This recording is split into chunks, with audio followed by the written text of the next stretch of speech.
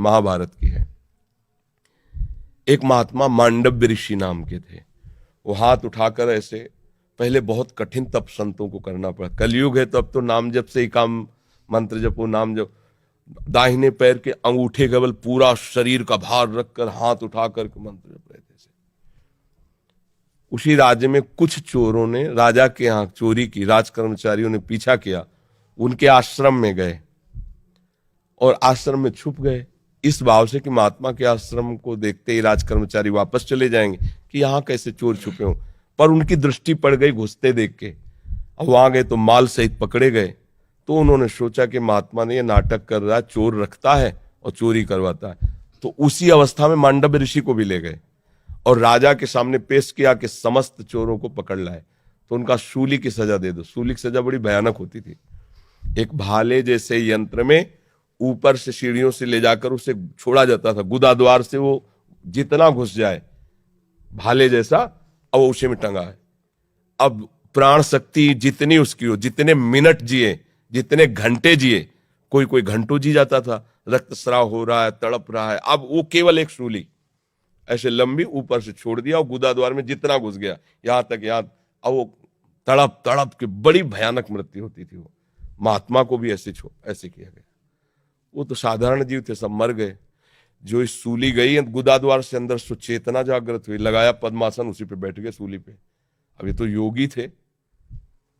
अब वहां बधशाला में तब जाया जाता है जब दूसरा कोई राजा है, तो 2-4 रोज तो हो ही जाते थे अपराधी। तो दूसरे दिन उतारने गए तो वो तो सब मरे थे और ये पद्मासन में बैठे थे।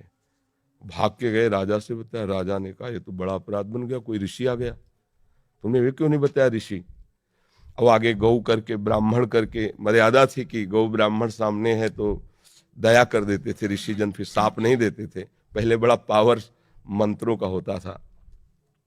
हाथ जोड़, महाराज हमें बिल्कुल पता नहीं कि ऐसा, आप यहाँ कैसे लाए गए मुझे बिल्कुल पता नहीं, अब मुझे क्षमा कर दीजिए, मैं बिल्कुल नहीं। बोले मुझे आपसे कोई मतलब नहीं, पहले ये निकलवाओ सूली। लाख कोशिश की गई, सूली निकली नहीं। तो उनका काट दो, तो ऐसे काट दिया गया, सूली काट दी गई। सीधे वहां से अंतर ध्यान हुई, धर्मराज के पास पहुंचे, क्योंकि पावरफुल महात्मा थे। धर्मराज से कहा कि मैंने क्या ऐसा पाप किया जो तुमने दंड विधान किया, क्योंकि ऊपर हाई कमान तो वहां है ना, क्रिया यहां दिखाई दे रही, कारण तो वहां है ना, पूरा हिसाब किताब उनके पास। तो बड़े गुस्सा में थे। तो उनका गुस्सा मत होइए महाराज, आप देख लीजिए। जैसे अपने है ना कि रिवर्स करके फिर वही सीन चला के दिखा दी टीवी में, तो वहां उन्होंने सीन दिखाई। ये 8 वर्ष के बच्चे हैं, खेल खेल में तितली को पकड़ा और उसकी गुदा के द्वार में बम्बूल का कांटा डाल दिया और छोड़ दिया। तड़प तड़प के वो तितली, काफी समय में बम्बूल का कांटा बड़ा होता है, तो जानते उसका परिणाम क्या आया। सूली उनके गुदा में डाली गई महात्मा होने पर भी। अच्छा, गुदा से कांटा निकाला नहीं तो सूली निकली नहीं। यह केवल मुंह जबानी कथा नहीं, महाभारत में भगवान व्यास देव जी ने इसको लिखा है। तो उनका नाम हुआ अणिमांडव्य। तब उन्होंने कहा कि हम नया नियम बनाते हैं, 14 वर्ष तक के बालक के पहले के अपराध जो है वो नहीं माने जाएंगे, वो मैं क्षमा करने का विधान बनाता हूं। और तुम मुझे बालक को इतना बड़ा दंड दिया उस खिलवाड़ का, इसलिए तुम मृत्यु लोक में जाओ, 100 वर्ष के लिए मैं तुम्हें साप देता हूं। तो वही विदुर जी के रूप में आए, साक्षात धर्मराज। अंश से युधिष्ठिर है लेकिन साक्षात धर्मराज विदुर जी के रूप में आए। अणिमांडव्य ऋषि के आज भी वसूली वैसी है। अब आप सोचो, एक महात्मा इतना बड़ा पावरफुल, जो न्यायाधीश को भी मृत्यु लोक में भेज दिया दंड देके, उसकी सूली नहीं निकली।